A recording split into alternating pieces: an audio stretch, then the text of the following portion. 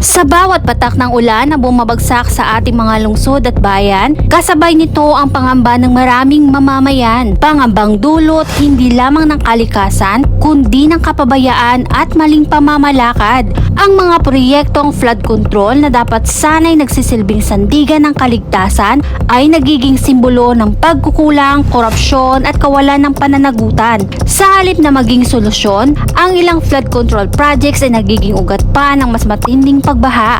Mga kanal na barado, estero na hindi nalilinis at mga istrukturang minadali ang paggawa. Lahat ng ito ay patunay na ang pondo ng bayan ay hindi napupunta sa tama.